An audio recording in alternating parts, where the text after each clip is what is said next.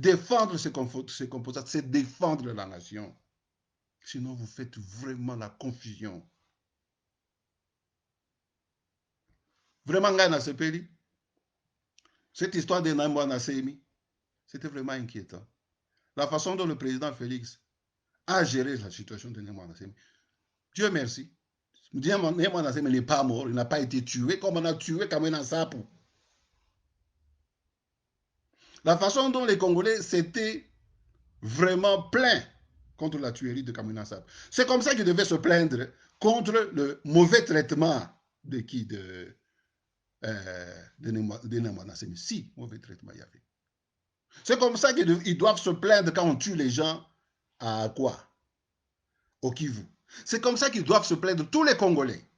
Quand on tue, l'exemple des 2 jumeaux qu'on a tués à Matadi, et on tue les gens au Katanga. Même il y a même des gens au Katanga là qui veulent falsifier la chose, ils disent non, ce n'est pas arrivé. Quand il y a même des images qui montrent qu'on a tué les gens, on les a jetés dans la rivière Lubumbashi.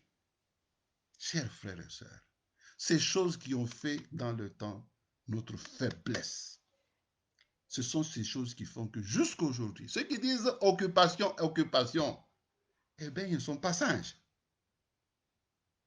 Parce qu'ils ne veulent pas toucher au nœud du problème. C'est que cette occupation, c'est en fait notre méchanceté qui est à la base de cette occupation. Parce qu'un grand pays comme nous, un grand peuple comme nous, avec cette diversité, on ne pouvait pas se faire malmener par le Rwanda. Le Rwanda n'est pas les États-Unis, le Rwanda n'est pas la Belgique, le Rwanda n'est pas la France. Un pays pauvre, même en nombre sur le plan population.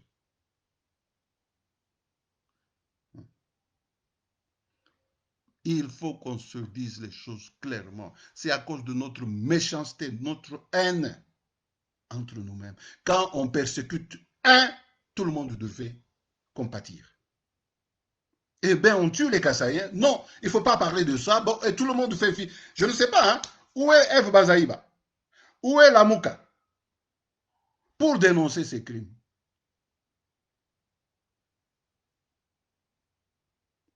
FCC.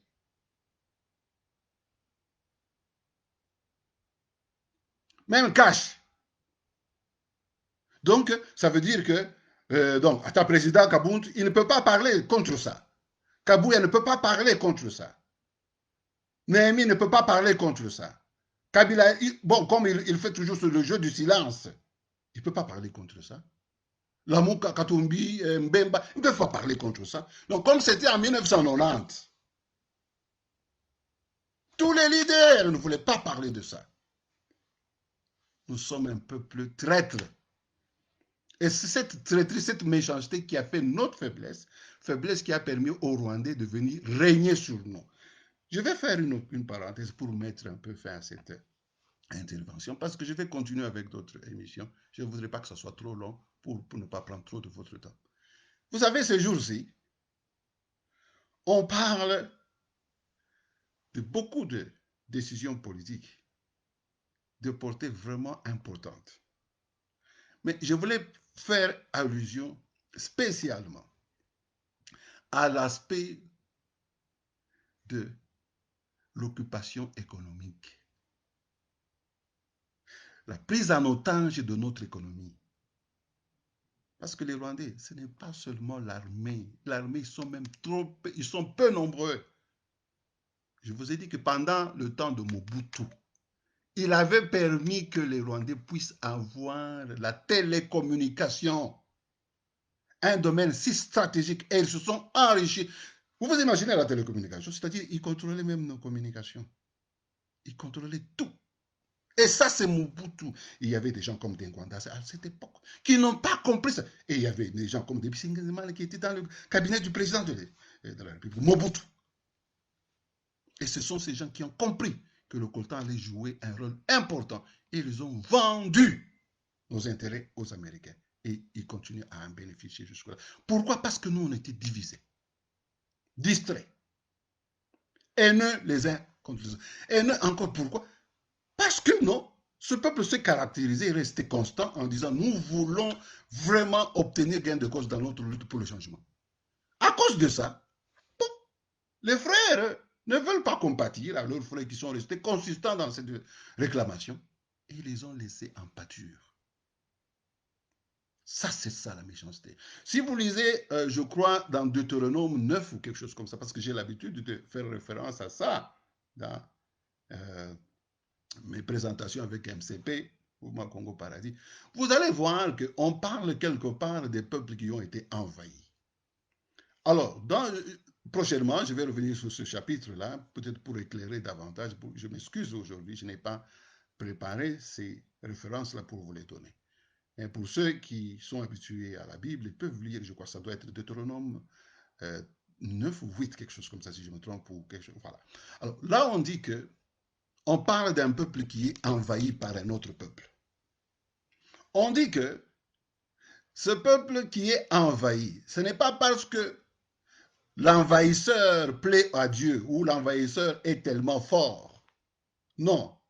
C'est parce que le peuple envahi est méchant. Et à cause de sa méchanceté, Dieu laisse l'envahisseur prendre possession de cette terre là-bas et envahir ce peuple qui est méchant. Et la méchanceté se caractérise dans la haine, un peuple qui n'est pas uni, parce qu'il n'y a pas d'amour entre eux, et qui se trahissent, qui se font la guerre, qui sont distraits. Et on peut voir ça dans les illustrations, par exemple, dans la forêt, vous voyez, si même deux gazelles, j'ai vu certaines de ces images sur Facebook, deux gazelles sont en train de se battre, là, ils ne se rendent pas compte qu'il y a un lion qui court pour venir dévorer l'un d'eux. Évidemment, il l'a dévoré. Cette distraction-là, ça fait notre faiblesse. Alors, parler, défendre nos territoires, défendre les tribus, c'est un devoir sacré. Les Katangais sont attaqués, on ne peut pas accepter qu'ils soient victimisés. Les Kassaïens sont attaqués, on ne peut pas accepter qu'ils soient victimisés. Les Bakongos sont attaqués, on ne peut pas accepter qu'ils soient victimisés. Les Kivusiens sont attaqués, on ne peut pas accepter qu'ils soient victimisés. On ne peut pas être indifférent.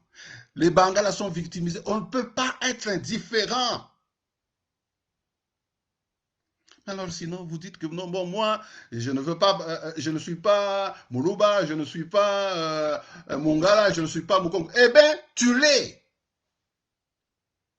Donc, tu dois te reconnaître dans tous ces gens-là. Donc, tu dois compatir. S'ils sont singularisés dans une certaine souffrance, tu dois accepter que ces gens-là se défendent et tu dois compatir et tu dois participer à leur défense. Et vous savez, nous, la façon dont on a évolué au Katanga là-bas, moi en tout cas, c'était mes sentiments. Les Katangais, une région si riche, comme d'autres régions au Congo, parce que vous savez, le Katanga avec sa production minière, elle contribue beaucoup à l'économie du pays. Mais regardez, même pendant Mobutu, comment le Katanga a été abandonné. Donc, pas de développement, rien. C'est la même chose avec le Kasaï. Hein. Pas de barrage électrique, rien. Pas d'eau potable, rien. Le pays était troisième producteur ou bien premier producteur du diamant au monde à cause de cette région-là.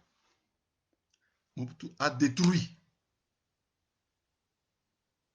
Alors, nous, à l'époque, on s'est dit, mais écoutez, ce qu'on fait au Katanga, piller ce pays et piller cette région, c'était pas correct. Moi, je suis né au Katanga, je me considère comme Katangais, bien que mes parents étant du Kasaï, mais j'ai toujours eu le rancœur que cette région qui donnait beaucoup, qui contribuait beaucoup à l'économie, pouvait être vraiment si peu développée.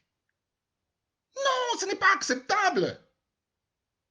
Le Kasaï, une région qui contribuait beaucoup avec ce diamant, était complètement abandonnée elle-même. Ce n'est pas acceptable. Et je ne peux pas m'empêcher de le dire parce que je suis Kasaïen. Parce que si les gens entendent ça, non, il fait le tribalisme. Non, au contraire, ils doivent me soutenir parce que je suis Congolais. Donc, vous voyez, cette confusion, surtout dans les partis politiques, où ils ne savent même pas s'exprimer, quand il faut défendre une certaine portion de notre peuple qui est attaqué, qui est victimisé. Mais c'est une faiblesse, c'est une mauvaise conception politique. Et maintenant, nous comprenons, bon, de toute façon, c'est la liberté d'expression. On a le choix de suivre une politique. Parce que tout le monde ne peut pas faire tout. Mais nous, moi, je prends mon exemple. J'ai été toujours champion que il faut défendre le pays de la base au sommet. Nos villages sont les véritables bases naturelles. Nos tribus sont des véritables bases naturelles. Et toute tribu doit soutenir l'autre tribu, toute tribu congolaise. Et quand une tribu se plaint, ça doit être accepté. On doit compatir à se plaindre. On doit aider cette tribu-là. On ne doit pas la taire, on ne peut pas l'effacer, on ne peut pas dire tais-toi, parce que si tu parles comme ça nous dérange. Non, ça devait être le contraire. Si la tribu, si les Katangais pleurent, non, on nous vole tout ça. Compatissez, soyez avec eux. Si les gens de l'Équateur, regardez comment l'Équateur a été laissé par nous. Mais ça, c'est une région qui était vraiment riche. Le caoutchouc, il venait de là. Le cacao, même du temps de Mobutu, on cultivait le cacao là-bas. Rien, à part Kawele qui était là. Mais la région est restée abandonnée à elle-même. Comment vous ne pouvez pas compatir avec les Bengales? Alors, si les Bengales commencent à parler, vous allez vous dissocier d'eux. Et vous allez dire, taisez-vous parce que, écoutez, vous parlez de vous-même.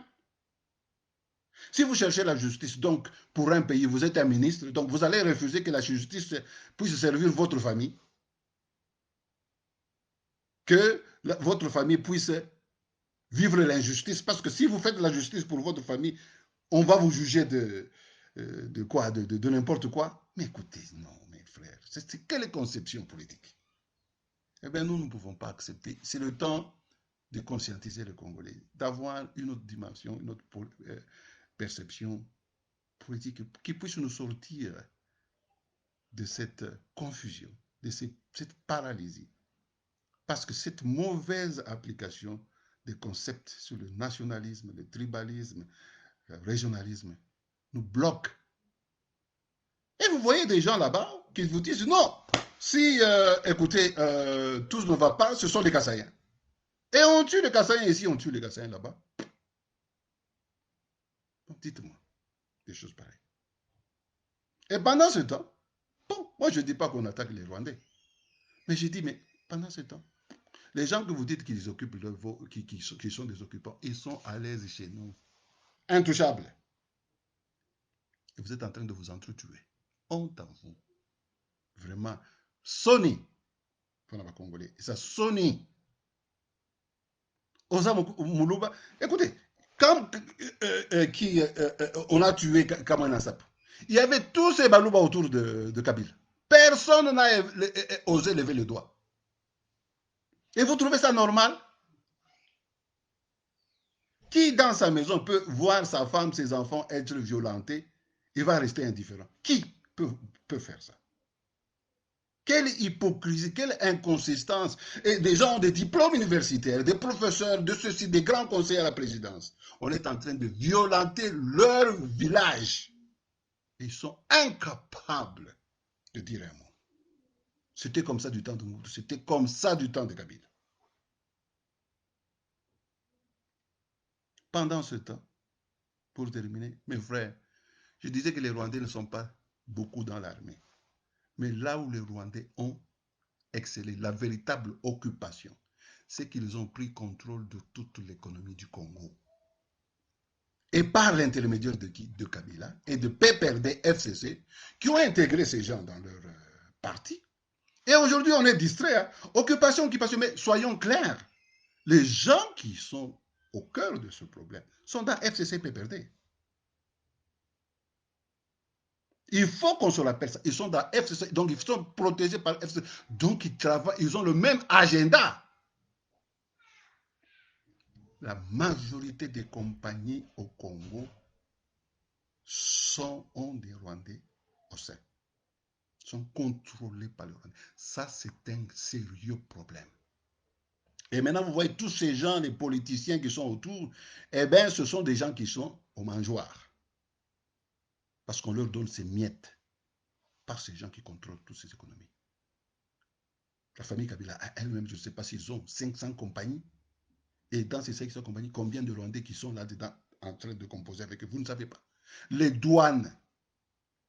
Et vous savez, à la tête même, ils collaborent plus avec les étrangers. J'ai entendu notre frère ici, Wankacha, qui disait, non mais écoutez, les Congolais, ils viennent toujours avec des mallettes pour demander du travail chez Félix, au lieu que, bon, ceux qui viennent de la diaspora, au lieu qu'ils amènent du travail. Mais bien, cher frère Wankacha, il faut qu'on se dise aussi la vérité, il faut que les choses soient claires.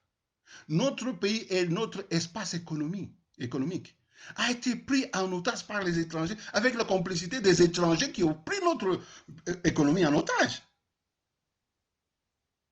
Et ça, c'était l'objectif principal. Quand vous parlez de coton, mais c'est une matière, c'est un élément économique. Mais ils ne sont pas seulement occupés de coltan. Ils contrôlent toutes ces compagnies qui contrôlent nos douanes, les banques. Je ne sais pas les nommer ici. Et je vous ai donné l'exemple que ça, cette occupation économique de l'espace économique a commencé depuis l'époque de Mobutu. Donc, ils ont découvert cette possibilité. Maintenant, avec Kabila, ils ont amplifié, ils ont renforcé ces racines économiques. C'est devenu 10 fois ou 1000 fois plus. Donc, le peuple congolais, ce n'est pas le moment d'être distrait et de faire la haine contre les uns contre les autres. Hein. Ce que nous voyons à Matadi, ce qui s'est passé à Matadi, comme les choses qui se sont passées en 1990 qui ont fait que nous étions affaiblis, on ne pouvait plus parler le même langage. Ce sont des choses à dénoncer. Et nous devons être ensemble. Quand un Mukongo pleure, on pleure avec lui. Un Mungala pleure, on pleure avec lui. Un Katangé pleure, on pleure avec lui. Cette hypocrisie des politiciens qui ne peuvent pas intervenir dans ce qui est vraiment essentiel dans la vie des Congolais. C'est quoi? C'est leur village, c'est leur identité tribale et régionale. C'est ça, la base. Quand vous parlez de base, ce n'est pas seulement dans le sens base de l'UDPS, mais la base sur le plan même social. Ce sont nos villages, ce sont nos tribus, ce sont nos régions. Voilà la véritable base aussi, sur le plan naturel, social. L'unité est une façon d'être méchant. Si les Rwandais sont chez nous, c'est à cause de notre méchanceté. Ne permettons pas que les erreurs de 1960, des erreurs avec la sécession, que les erreurs de 1990 se répètent aujourd'hui. Et ne permettez pas que le FCC puisse instiguer cette haine, qu'on puisse tuer des gens ici et là parce qu'ils sont visés. Parce qu'au fait, la guerre que nous avons aujourd'hui, c'est que la justice va bloquer tous ces gens qui utilisent notre économie de manière frauduleuse, qui ont pris en otage notre économie. Eh bien, avec la justice, on peut mettre fin à tout ça. Donc, chers frères, nous avons une guerre terrible. Félix a entamé une guerre terrible. Il faut prier pour lui. Et la meilleure prière, c'est notre unité, notre solidarité entre nous. Malheureusement, les politiciens, les professeurs que nous avons aujourd'hui, ils ont décidé, n'est-ce pas, de servir leurs intérêts personnels parce qu'ils sont au mangeoire. On leur donne des miettes par ces gens qui ont pris en otage notre pays, notre économie. Ils leur donnent des miettes en complicité avec certains étrangers qui sont chez nous, comme le cas des Jamal, les Libanais, les Pakistanais, les Indiens qui sont chez nous. Et nous sommes assiégés par tout un système où ce sont les étrangers qui contrôlent tout. C'est pourquoi les Congolais aussi ne savent pas trouver de l'espace quand ils arrivent au Congo pour faire quelque chose. À part le fait que les Congolais n'arrivent pas à se mettre ensemble parce qu'il y a la haine, il y a la méfiance les uns les autres. Ils n'arrivent pas à travailler ensemble. Ça, c'est un autre aspect qu'on va discuter après. Parce que nous vivons ici dans la diaspora. Vous allez voir. Les étrangers qui vivent, par exemple, en Afrique du Sud, les Pakistanais, les Bangladesh, les Nigériens, ce sont toujours des regroupements. Mais vous allez voir que c'est difficile de trouver des regroupements congolais. Et des regroupements où il y a des intérêts vraiment, des activités économiques. Non, c'est impossible de trouver ça avec les Congolais. Pourquoi?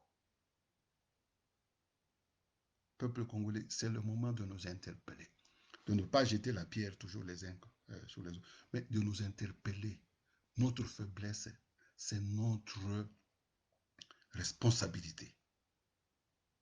Si nous voulons vraiment